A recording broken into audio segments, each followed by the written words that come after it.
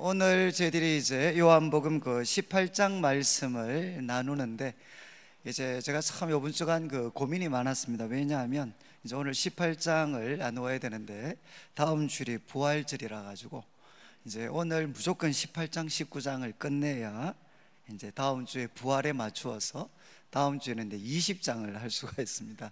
그래서 이거는 현실적으로 불가능한데 이거를 참 어떻게 하나, 그러다가 이제 제가 결론을 내린 거는 오늘 우리가 조금 부담이 되지만 이제 18장 1절부터 19장 16절까지 우리가 좀 말씀을 나누고, 그 다음에 이제 19장 17절부터 마지막 절 죽으시고 또 장사 지낸 바 되는 내용은 이제 오는 금요일 성금요일 기도회 때 나누려고 합니다. 그러니까 다 오는 금요일 꼭 오셔야 됩니다. 그리고 혹시 못 오시는 분들은 이렇게 동영상으로라도 들으셔야 다음 주일 이제 부활을 맞이하실 수가 있습니다. 이제 오늘 저희들이 18장 1절부터 19장 16절까지는 크게 이제 세 가지 내용입니다. 세 가지 내용. 1절부터 시작을 해서 이제 11절까지는 이제 예수님께서 잡히시는 내용입니다. 그래서 저희들이 잘 알고 있는 것처럼 겟세마네 동산, 요한복음에는 겟세마네라는 이름은 없고 동산으로만 기록이 되어 있습니다. 그래서 이제 예수님께서 동산에, 이제 기드론 시내 건너편에 있는 동산에서 예수님이 잡히실 때 일어났던 사건들을 기록을 하고 있습니다. 그리고 이제 18장 12절부터 이제 27절까지 말씀은 예수님께서 잡히신 다음에 두 명의 대제사장들에게 신문을 받으시게 됩니다.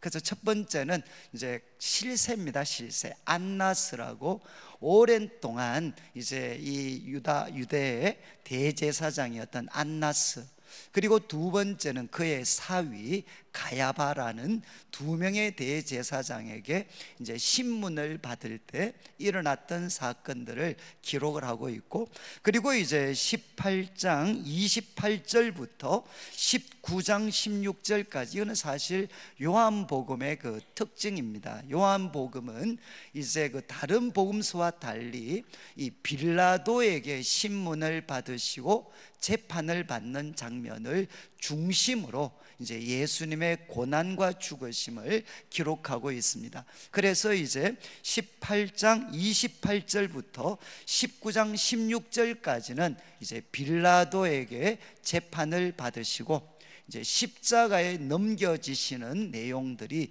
기록이 되어져 있습니다.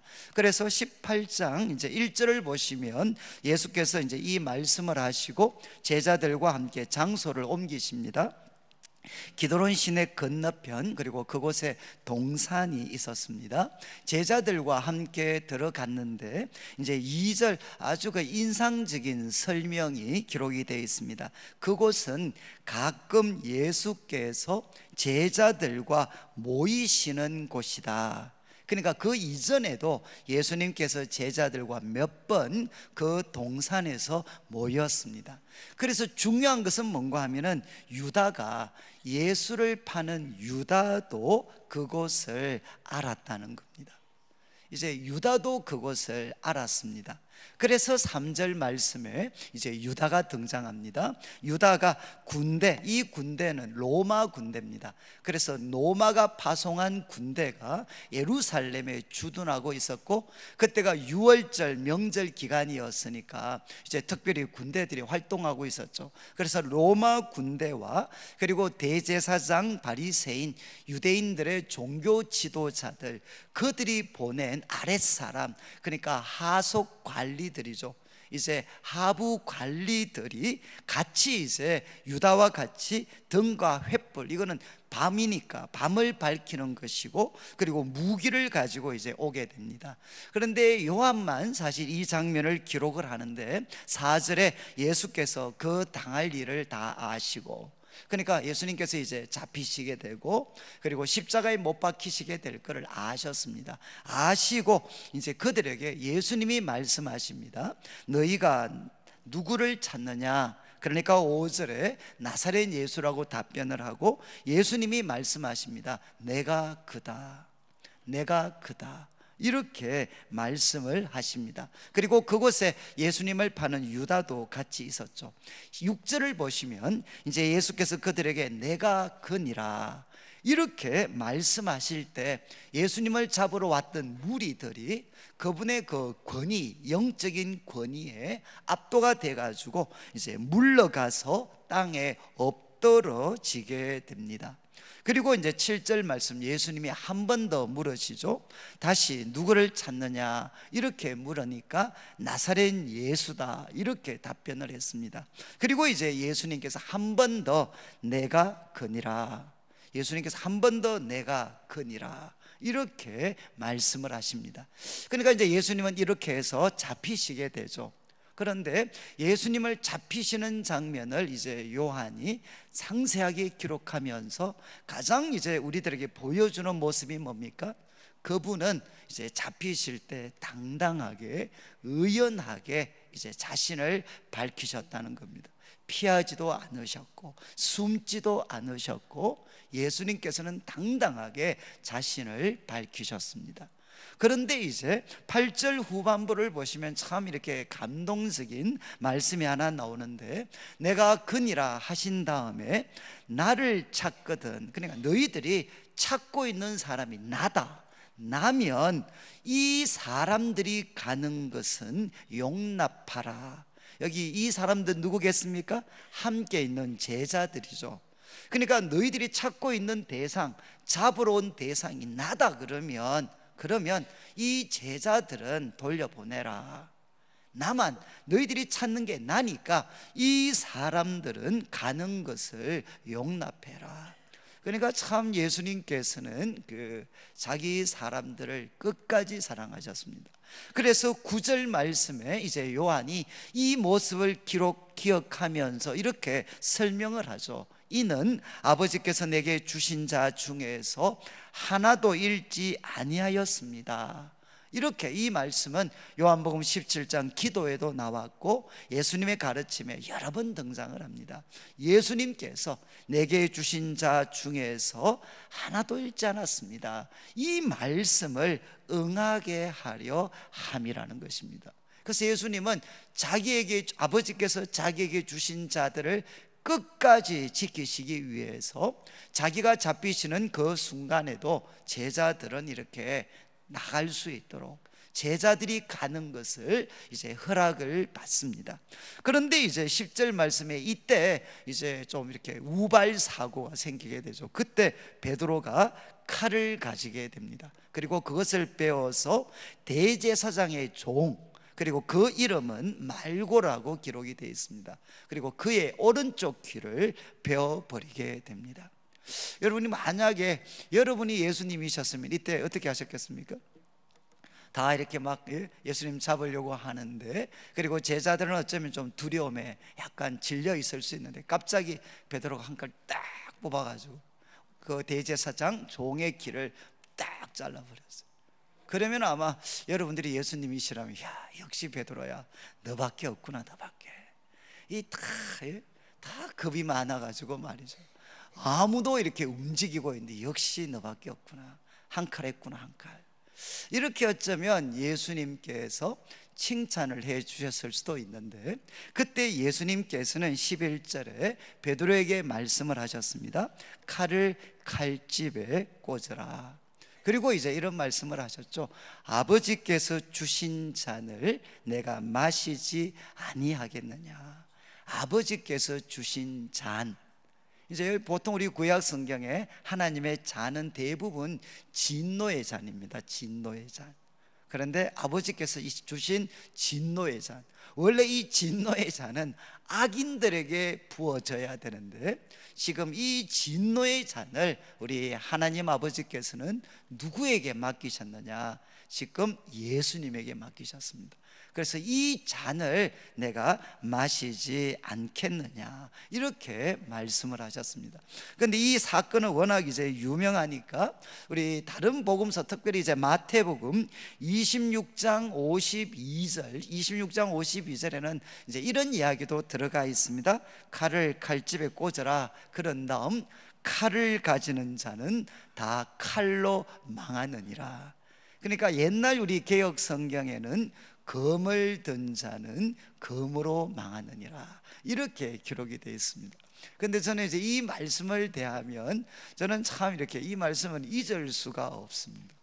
왜냐하면 이제 제가 그 고등학교 졸업을 하고 이제 대학을 이렇게 가게 됐을 때, 그때 이제 83년도였으니까 참 이렇게 세상이 이렇게 시끄러웠습니다. 그리고 참 저는 매 순간마다 좀 중요한 선택을 해야 되는데, 그런데 이제 저는 교회 다니는 사람이니까, 그리고 어릴 때부터 성경을 배웠으니까 성경은 이것에 대해서 뭐라고 이야기하나, 그런 것을 좀 알고 싶었습니다. 그러면 예수 믿는 사람은 성경에 이렇게 돼 있으니까 하면 되잖아요.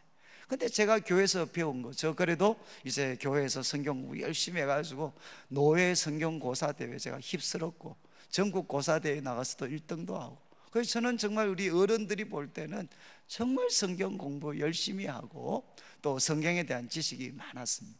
그런데 이제 그때 그런 상황이 되니까 내가 교회에서 배운 게 뭘까 생각해 보니까 세 가지 생각이 났어요. 이제 주일 빼먹지 마라, 다친다. 제가 주일 딱 한 번 빼먹었는데 그때 얼굴을 갈아붙였습니다. 그래서 제가 이거는 진리구나. 이제 그다음에 두 번째 기억이 났던 게 헌금을 떼먹지 마라, 또 결론은 다친다. 이것도 떼먹어 봤는데 뒤끝이 별로 안 좋았어요. 그리고 이제 세 번째는 술과 담배를 하지 마라. 그런데 이 세 가지 말고는 별로 생각이 나지를 않았습니다.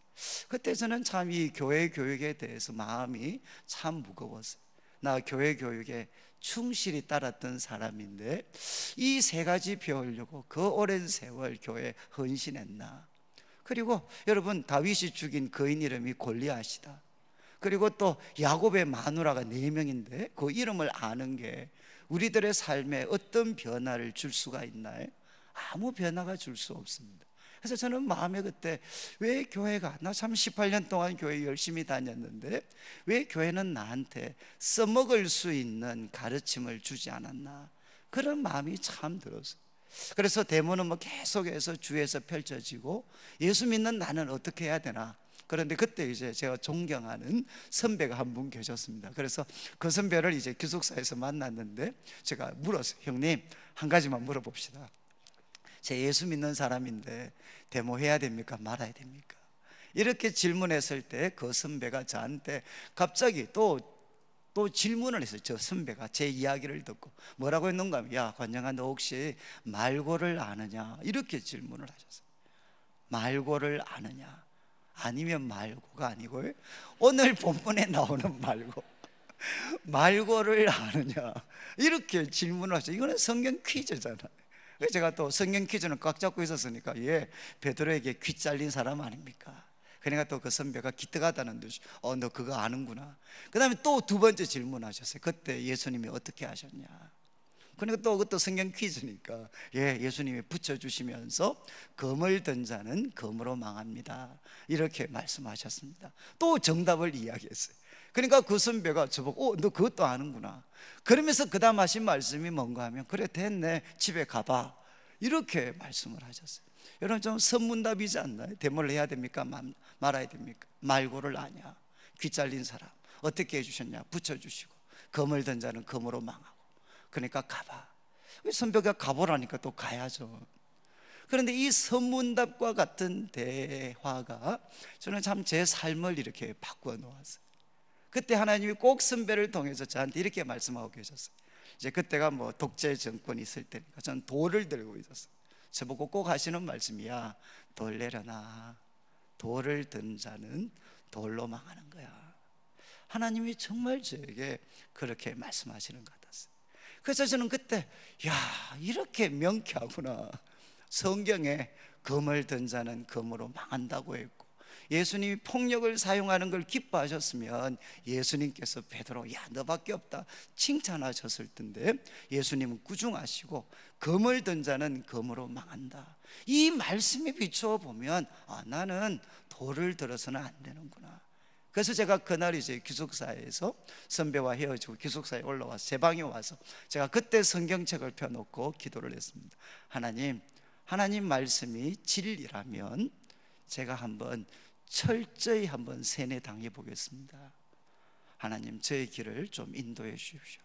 그리고 제가 그때부터 정말 미친 듯이 성경을 봤습니다. 이유는 딴 게 아닙니다. 제 앞에 펼쳐지는 일들은 너무 혼란스럽고 내가 어떻게 살아야 될지 나는 알 수는 없는데, 그런데 분명한 것은 성경에 바로 그 문제에 대한 분명하고 명확한 답이 있다. 바로 이 확신을 제가 가질 수 있었기 때문에 그 답을 찾기 위해서 나름대로 이렇게 노력을 했습니다. 제가 오늘 이제 말씀을 드리는 것은, 예수님께서 잡히실 때 그분은 당당하셨습니다. 피하지도 않으셨고 자신을 숨기지도 않으셨고, 그리고 예수님은 폭력을 사용하지도 않으셨습니다. 그분은 아버지께서 주신 잔을 기꺼이 받으셨고, 그리고 그분은 자기 사람들을 끝까지 사랑을 하셨습니다. 그리고 이어지는 이제 12절 말씀부터는 이제 예수님께서 잡히셨죠. 전부장 유대인의 아랫 사람에게 잡히셔서 앞에서 말씀드렸던 안나스에게로 끌려갑니다. 그리고 그는 가야바의 장인이다. 그리고 이제 14절에 가야바가 했던 말을 요한은 기록을 합니다. 이 말씀은 이제 요한복음 11장, 여러분 기억나시나요? 이제 예수님이 죽은 나사로 살리셨을 때, 그때 이제 사람들이 예수님이 죽은 사람 살리는 거 듣고 예수님을 향해 막 이야기합니다.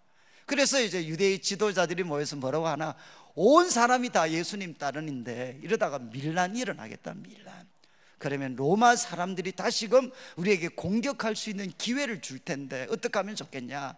그때 이제 가야바가 뭐라고 이야기하느냐, 야 민족들이 망하는 것보다 한 사람이 죽는 게 나아. 한 사람이 죽어서 민족을 살리는 게 나아.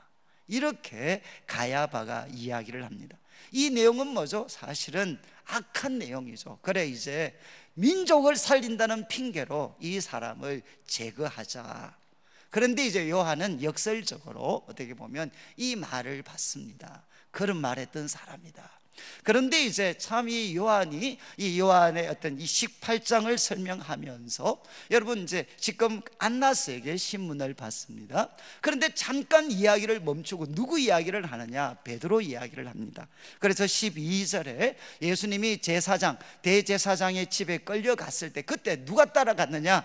이제 15절 베드로와 다른 제자 한 사람이 예수를 따라갔습니다. 그리고 이제 이 다른 제자 한 사람은 아마 요한이었던 것 같아요. 그리고 그는 뭐라고 이야기하느냐? 대제사장과 친분이 있는 사람이었습니다. 그래서 이제 다른 제자는 그 집안까지 들어갈 수 있었습니다. 그런데 16절에 베드로는 그런 친분이 없어서 문 밖에 있었습니다. 그래서 이제 안에 들어간 제자가 여인을 하나 보내서 저 사람도 좀 들어오게 해 주십시오, 아마 이렇게 이야기하도록 했습니다. 그런데 이제 그 여인이 17절 베드로 보고 이야기하는 거죠. 문 지키는 여종이 너도 이 사람의 제자 중 하나가 아니냐, 이렇게 갑자기 질문하니까 이제 베드로가 이제 엄격결에 이제 부인을 합니다. 나는 아니다. 그리고 18절 그때는 추워서 다 불을 쬐고 있었다는 겁니다. 그리고 이제 19절에 이야기가 다시 대제사장 이야기로 돌아갑니다. 그래서 예수에게 그의 제자들, 그의 교훈에 대해서 묻습니다. 그리고 20절에 예수님이 대답을 하시죠. 내가 드러내놓고 세상에 말했다. 모든 유대인들이 모이는 회당 성전에서 항상 가르치고 엄밀하게는 아무것도 말하지 않았다. 어찌하여 내게 묻느냐? 내가 무슨 말을 하였는지 들은 자들에게 물어봐라. 그들이 이야기할 거다. 여러분 얼핏 들으면 예수님께서 조금 약간 과하게 말씀하신 게 아닌가라는 생각을 하실 텐데, 우리 지난주에도 이제 우리 과거에 전직 대통령 한 분이 이제 이렇게 구속당하는 일이 있었습니다. 여러분 우리가 이렇게 재판의 과정을 보면, 여러분 만약에 어떤 한 분을 구속할 때 그분을 바로 조사합니까? 그분을 바로 조사하지 않고 무엇부터 시작하죠? 그 주변 사람들의 이야기를 다 조사합니다. 그래서 이제는 그 당사자가 부인할 수 없는 증거를 확보를 하죠. 그러니까 재판을 하게 되면 항상 먼저 누구를 신문하게 되느냐?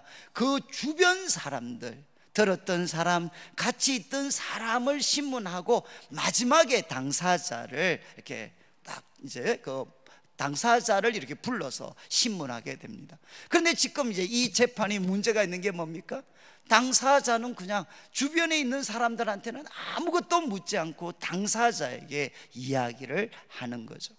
그러니까 이거는 뭐겠습니까? 그 사람 말에서 꼬투리를 잡으려고 하는 겁니다. 자, 이런 재판이 진행될 때 예수님이 반응을 보이시니까 22절에 이제 곁에 있었던 아랫 사람 하나가 손으로 예수를 칩니다. 내가 대제사장에게 이같이 하느냐? 여러분, 이 아랫 사람이 예수님을 이렇게 손바닥으로 이렇게 뺨을 때려버리는 거죠. 그래서 당신이 제사장한테 네가 이럴 수 있냐? 이런 수모를 예수님이 당하십니다. 그런데 23절에 예수님이 대답을 하시죠. 내가 말을 잘못하였으면 그 잘못한 것을 정언해라. 바른 말을 하였으면 내가 어찌하여 나를 치느냐? 내가 뭘 잘못했는지 이야기해 보라는 것입니다.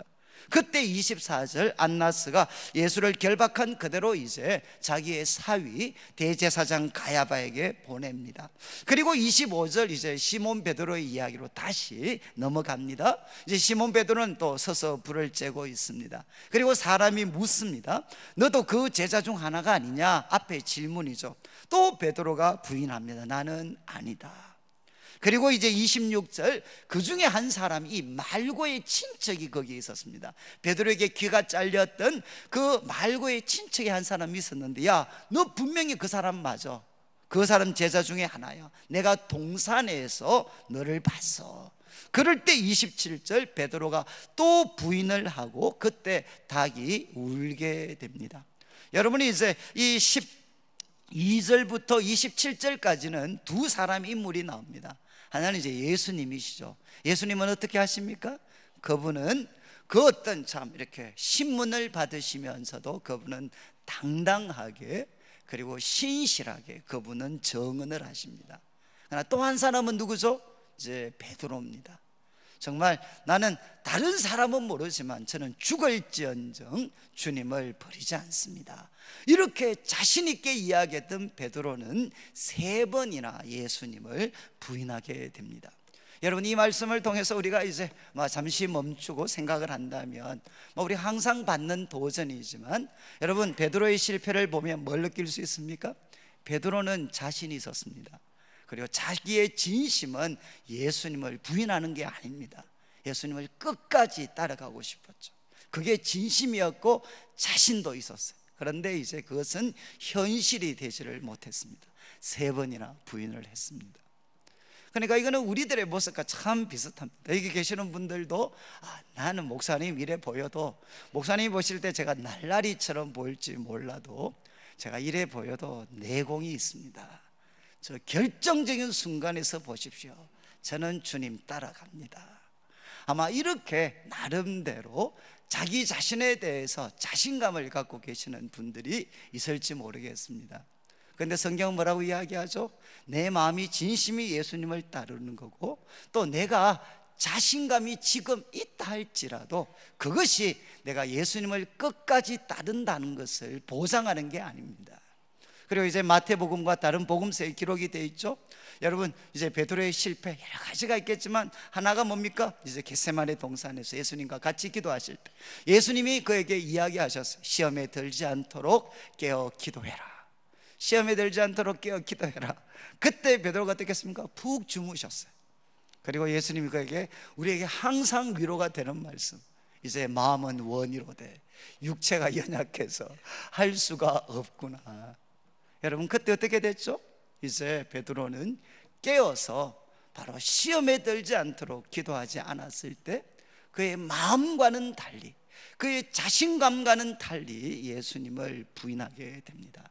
저는 우리 성도님들께서 너무나도 유명한 말씀이지만 이 말씀을 대하면서 특별히 우리가 고난 주간이 되면 다른 거는 몰라도 우리 실패했던 베드로를 보면서 하나님 저 깨어 시험에 들지 않도록 기도해서 제 삶에도 중요한 시험의 순간이 올 텐데 그때 실패하지 않도록 도와주십시오.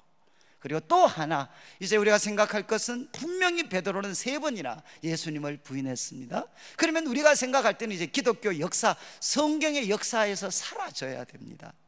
그런데 베드로는 어떻게 되죠? 이제 그 후에 돌아오게 되고, 그리고 기독교, 우리 초대교회의 가장 중심적인 인물이 됩니다. 어떻게 이런 일이 일어났습니까? 바로 우리 예수님이 그를 끝까지 사랑하셨기 때문입니다. 3번이나 예수님을 부인했던, 실패했던 이 베드로를 예수님은 끝까지 사랑하셔서 마침내 그를 회복시키시고, 그리고 초대교회의 기둥 같은 하나님의 사람이 되도록 했습니다. 여러분, 이제 예수님의 이 고난당하시는 장면들을 보면 하나 뼈저리게 느낄 수 있는 게 뭐냐? 하나님이 우리들을 얼마나 끝까지 사랑하시는가 하는 것을 우리는 확인할 수가 있습니다. 그래서 이번 한 주간 우리가 기도하는 시간을 가질 때, 여러분, 하나님, 제가 말씀을 통해서 보니까 실패했던 베드로도 주님은 포기하지 않고 끝까지 붙잡으셔서 하나님 나라의 기둥 같은 사람이 되게 했습니다. 하나님, 이 은혜로 저를 다시 한번 사로잡아 주십시오. 그리고 이제 이어지는 말씀에 28절에 이제 예수님께서 누구 앞에 서게 되느냐? 이제 빌라도 앞에 서게 됩니다. 그리고 이제 28절을 보면 이제 가야바에서 관정이라는 것은 총독 관저입니다. 총독 관저. 여기에서 이제 중요한 재판이 이루어졌습니다. 그리고 시간은 이제 새벽이었습니다. 그리고 29절에 이제 이 유대인들이 예수님을 끌고 빌라도에게 가니까 빌라도가 왜 이 사람 내한테 고발하냐? 그리고 30절, 이 사람은 악한 자다, 악한 자. 유대인들이 반응을 합니다. 그리고 31절, 아니 악한 자면 너희 법대로 재판을 하지 왜 나한테 끌고 왔냐? 라고 질문을 합니다. 그럴 때 31절 마지막에 보면 유대인들이 이야기합니다. 우리에게는 사람을 죽이는 권한이 없습니다. 그때 유대는 로마의 식민지로 있었기 때문에 일반 재판은 진행할 수 있었지만 사람을 죽이는 일은 누가 권한을 갖고 있었느냐? 빌라도, 그러니까 로마가 가지고 있었어요. 로마. 그래서 이제 유대인들이 빌라도에게 예수님을 끌고 왔습니다. 그리고 이제 33절에 빌라도의 이제 신문이 시작이 되죠. 그가 이야기합니다. 너가 유대인의 왕이냐? 그럴 때 또 예수님께서 당당하게 말씀합니다. 너가 스스로 하는 말이냐? 아니면 다른 사람이 나한테 한 말이냐? 그럴 때 빌라도가 내가 유대인이냐? 내 나라 사람과 대제사장들이 너를 내게 넘겼으니까 내가 무엇을 하였느냐? 그 별로 중요한 거 아니다. 너희 나라 사람이 나한테 넘겼으니까 너 도대체 누구냐? 너 유대인의 왕이냐? 이렇게 질문했습니다. 그때 36절과 37절 예수님은 2가지 답변을 하셨어요. 첫 번째는 내 나라는 이 세상에 속한 것이 아니다. 내 나라는 이 세상에 속한 게 아니다. 내 나라가 이 세상에 속했다면 내 종들이 싸워 나로 유대인에게 넘겨지지 않게 했을 거다. 이제 내 나라는 여기에 속한 것이 아니다. 첫 번째, 내 나라는 여기에 속한 것이 아니다.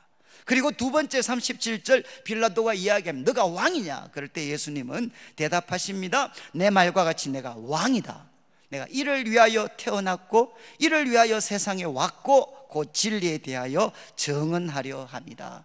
무릇 진리에 속한 자는 내 음성을 듣는다. 예수님은 당당하게 예수님은 말씀을 하십니다. 그리고 이제 38절 후반부, 아마 요한이 가장 강조를 하는 건데 3번 이 표현이 등장을 합니다. 이 말을 하고 다시 유대인들에게 나가서 이야기합니다. 나는 그에게 아무 죄도 찾지 못하였다. 나는 그에게 아무 죄도 찾지 못했다. 그리고 39절 이야기하죠. 야, 이제 유월절 명절이니까, 유월절 명절이면 흉악범 하나 놓아주는데 누구 놓아주면 좋겠느냐? 그랬을 때 40절 유대인들이 예수님 대신에 바라바를 요구하게 됩니다.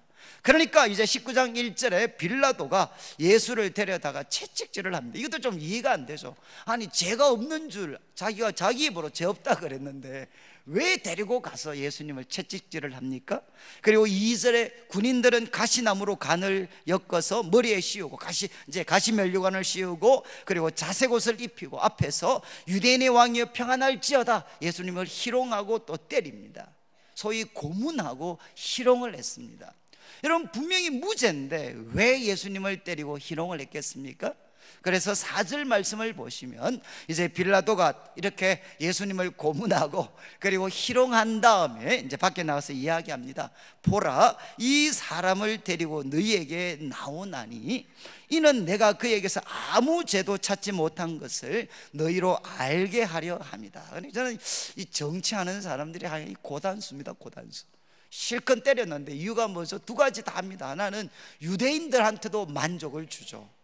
내가 봐라, 바로 아무 죄가 없다라고 하지만 너희들 때문에 내가 막 고문하죠. 그렇지만 또 반대로 뭡니까? 내가 이렇게 고문했는데도 찾아보니까 야, 죄가 없더라. 이 두 가지 목적을 이제 빌라도가 다 만족을 시킵니다. 그래서 4절에 이야기합니다. 이 사람 아무 죄도 없다. 그때 이제 5절 말씀, 예수께서 가시면관을 쓰고 자색옷을 입고 나올 때 빌라도가 이야기합니다. 이 사람이다, 보라 이 사람이다. 그때 6절, 대제사장 아래 사람들이 예수를 보고 소리를 지릅니다. 십자가에 못 박으소서, 십자가에 못 박으소서. 그러니까 이제 빌라도가 화가 나죠. 너희가 친히 데려다가 십자가에 못 박으라. 나는 그에게서 죄를 찾지 못하였다.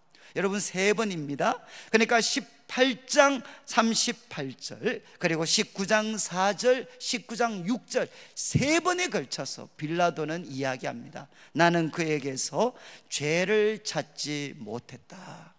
그런데 이제 7절 말씀, 유대인들이 대답을 합니다. 우리에게 법이 있는데 우리 법대로 하면 저 사람 죽어야 됩니다. 이유가 뭐냐? 자기를 보고 하나님의 아들이라고 했습니다. 이렇게 이야기하니까 또 8절 빌라도가 더 두려워합니다. 그리고 관정에 들어가서 예수께 또 질문하죠. 너 도대체 너는 어디로부터냐? 너 도대체 어디서부터 난 자냐? 이렇게 이야기했는데 예수님 답변하지 않습니다. 그러니까 빌라도가 아니, 너가 나한테 말을 안 하다니 내가 너를 놓을 권한도 있고 십자가에 못 박을 권한도 있는 거 모르냐? 그럴 때 11절 예수님이 대답하십니다. 위에서 주지 아니하셨더라면 나를 해야 할 권한이 없다. 이제 하나님 허락해 주지 않으시면 해야 할 권한이 없다. 그러므로 나를 너에게 넘겨준 자의 죄는 더 크다. 그리고 이제 12절에 빌라도가 또 노력을 합니다. 예수를 놓으려고 힘을 썼습니다. 그런데 유대인이 소리를 지릅니다. 이 사람을 놓으면 가이사의 충신이 아닙니다. 근데 이 충신이라는 게 번역이 조금 원래대로 하면 가이사의 친구가 아닙니다. 당신이 이 사람 놓아준다면 가이사의 친구일 수가 없습니다. 왜냐하면 이 사람은 자기를 왕이라고 해서 가이사를 거역했는데 이 사람 놓아주면 당신 친구가 아닙니다. 그러니까 이제 13절 빌라도 이 말을 듣고 이제 13절 마지막에 보면 재판석에 앉습니다. 그리고 그날은 6월절의 준비일이었습니다. 그리고 이제 유대인들에게 이야기합니다. 보라, 너희 왕이다. 그러니까 15절 또 그들이 없이 하소서 그를 십자가에 못 박게 하소서. 그리고 빌라도가 그들에게 질문하죠. 너희 왕을 십자가에 못 박으랴. 이러니까 이제 대제사장이 이야기합니다. 가이사 외에는 우리에게 왕이 없습니다. 여러분, 참 이 말을 누가 하나? 대제사장이 이야기해요. 여러분, 유대교 그리고 구약을 믿는 그 유대교의 지도자가 뭐라고 하느냐? 우리에게는 가이사 외에 왕이 없습니다. 여러분, 구약의 신앙 고백이 뭐죠? 하나님 외에는 우리에게 왕이 없습니다. 이게 구약의 고백입니다. 그런데 그들이 예수님을 죽이기 위해서 뭐라고 이야기하느냐? 우리에게 가이사 외에는 왕이 없습니다. 그리고 이제 다른 복음서를 보면 빌라도가 손을 씻습니다. 이 사람이 피하고 나하고는 상관이 없다. 그러니까 그때 또 유대인이 뭐라고 이야기하느냐? 그 피는 우리와 우리 자손들이 받겠습니다. 이런 무서운 말들을 하게 됩니다. 그리고 이제 16절 마지막을 보면 이제 빌라도가 예수님을 십자가에 못 박도록 그들에게 넘기게 됩니다.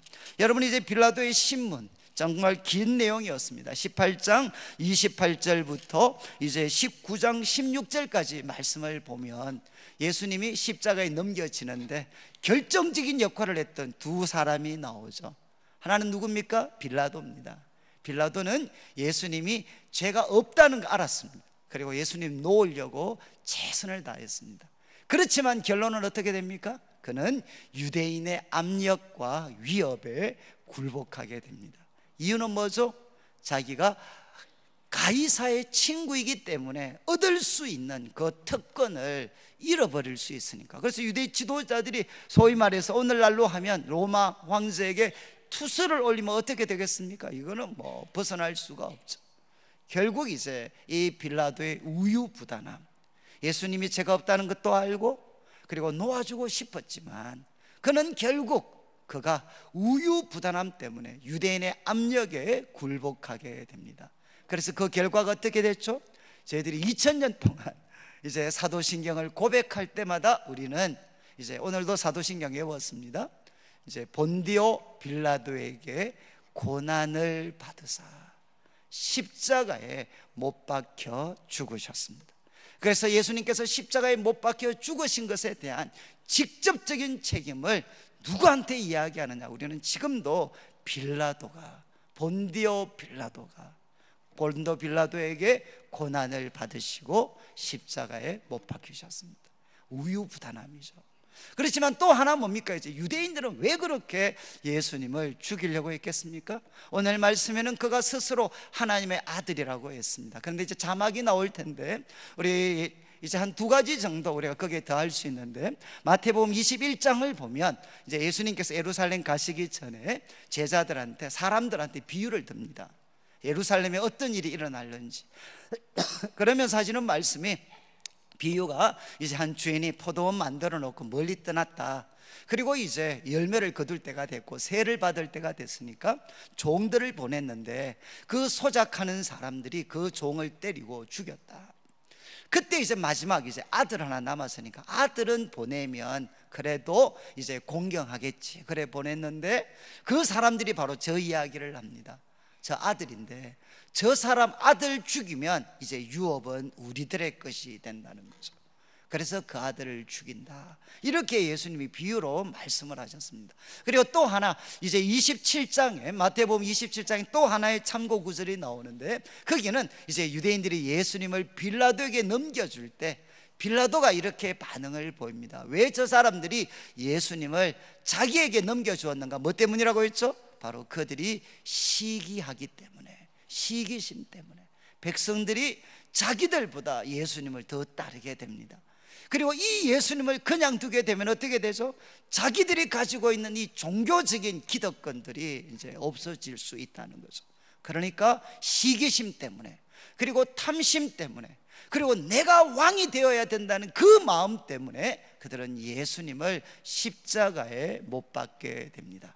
그리고 여러분, 그 결과가 어떻게 되는지 우리는 사실은 익숙하지는 않습니다. 그러나 결국 그 결과 어떻게 되느냐? 이제 40년 후에 예루살렘은 완전히 멸망을 당합니다. 그리고 그 이후에, 초대교회 역사 이후에 정말 유대인들은 2000년 동안 수많은 핍박과 고통을 당합니다. 그런데 그들에게 던져졌던 가장 무서운 죄목이 뭐냐? 그들을 박해하는 사람들이 명분으로 세웠던 이유 중에 하나가 뭐냐? 저들은 하나님을 죽인 민족이다. 소위 사신민족이다. 하나님의 아들을 죽인 민족. 그러면서 그들은 2000년 동안 수많은 고통들을 당해 왔습니다. 여러분, 이제 지금 빌라도가 보여주었던 이 우유부단함, 그리고 유대 지도자들이 보여주었던 악함, 그리고 제자들이 보여주었던 연약함은 여전히 우리들 속에도 발견되고 있습니다. 특별히 저희들과 같은 교회 목사님들, 교회 지도자들은 바로 유대인들이 보여주었던 그 악함이 오늘날 이 시대에도 어떻게 반복되고 있는지 얼마든지 우리가 보고 있습니다. 여러분, 그리고 많은 성도들 개인도 바로 예수님 믿는다고 하지만 그분이 내 삶의 왕이 되는 것은 허락하지 않습니다. 예수님이 나를 도와주는 분은 괜찮지만 그분이 내 삶의 왕이 되어서 내가 그분에게 순종해야 되는 것은 허락하지 않는 분들이 참 많이 있습니다. 오늘 이제 이 말씀을 마무리하면서 첫 번째, 여러분, 베드로가 보여주었던 연약함, 그리고 빌라도가 보여주었던 우유부단함, 그리고 유대 지도자들이 보여주었던 시기와 탐심에서 우러나오는 기득권을 끝까지 지키려고 하는 그 마음에서 비롯된 이 악함이 우리들 속에는 없는지 한번 살펴보셔야 돼요. 그리고 마지막으로 여러분, 그렇지만 이들이 예수님을 십자가에 못 박히도록 넘겨주었지만, 그러나 성경을 통해서 분명하게 확인할 수 있는 것은 뭐죠? 이 길은 예수님이 선택하신 길입니다. 예수님은 장소를 선택할 때도 유다가 아는 곳에 모이셨습니다. 여러분, 그래서 예수님은 당당히 심숨지도 않으셨고 폭력을 사용하지도 않으셨고, 그리고 이유를 설명하셨죠. 아버지께서 주신 잔을 내가 마시지 않겠느냐. 여러분, 십자가에 넘겨지신 것은 빌라도 그리고 유대 지도자들의 악함, 제자들의 연약함이 있겠지만, 그러나 근본적으로 예수님 자신이 선택하셨습니다. 이유가 무엇이죠? 바로 그분이 십자가의 고통을 감수할 때, 그때 바로 이 땅에 구원의 문이 열려지게 됩니다. 그리고 사람들은 하나님의 사랑이 얼마나 크고 놀라운지를 알게 되고, 그리고 절대로 무너질 것 같지 않았던 이 어둠의 권세가 예수 그리스도의 죽으심을 통해 무너지게 됩니다. 새로운 구원의 문이 활짝 열리게 되죠. 여러분, 이 말씀을 통해, 주님의 모습을 통해 우리가 도전받는 것이 무엇이죠? 여러분, 저는 참 이 말씀을 묵상하면서 참 이렇게 느꼈던 것이, 저 스스로도 그렇고 교회 속에 예수님을 따르는 것 때문에 겪어야 되는 고난과 핍박에 대한 말씀이 사라진 지가 너무 오래되었구나. 정말 이제 교회에서는 더 이상 아버지께서 주신 잔을 마시는 자는 어리석은 자들이고, 예수님을 믿으면 즐겁고 복되고 잘되고 행복하게 살아야 그것이 마치 복받고 그것이 예수님을 따르는 길의 전부인 것처럼 생각을 합니다. 그러나 예수님은 그 길을 가지 않으셨죠. 아버지께서 주신 잔을 기꺼이 마셨고, 그리고 그분은 바로 그분 스스로가 선택하셔서 십자가의 길을 걸어가셨습니다. 그리고 예수님은 제자들에게 도전하셨죠. 아무든지 나를 따라오려거든 자기를 부인하고, 그리고 자기 십자가를 지고, 그리고 나를 따를 것이다. 여러분, 기독교 신앙의 가장 아름다움은 여기에 있고, 그리고 한국교회와 한국 사회가 기다리는 예수님의 제자들의 모습은 바로 이들입니다. 자기를 부인하고 자기 십자가를 져서, 그리고 예수님을 따라서 바로 이 혼란스럽고 이 죄악이 지배하는 이 죄악이 관영한 시대에 다시 한번 하나님의 놀라운 구원의 문이 열리게 하는 것, 그것이 바로 주님을 따르는 제자들이 감당해야 될 일입니다. 오늘 말씀을 마무리하면서 저는 우리 성도님들이 베드로와 그리고 또 빌라도와 그리고 유대인들이 보여주었던 연약함, 한 주간 우리가 하나님을 가까이 하면서 그런 연약함이 있다면 한번 깊이 살펴서 주님의 보혈로 씻김을 받고 성령으로 새롭게 함을 입으며 이제 홀로 십자가의 길을 걸어가셨던 예수님 바라보면서 우리도 예수님처럼 정말 자기를 부인하고 자기 십자가를 지고 예수님을 따라가서 이 시대 한국 땅에 다시 한번 하나님의 놀라운 구원의 은혜가, 구원의 문이 활짝 열리는 은혜가 있기를 주님의 이름으로 축원합니다.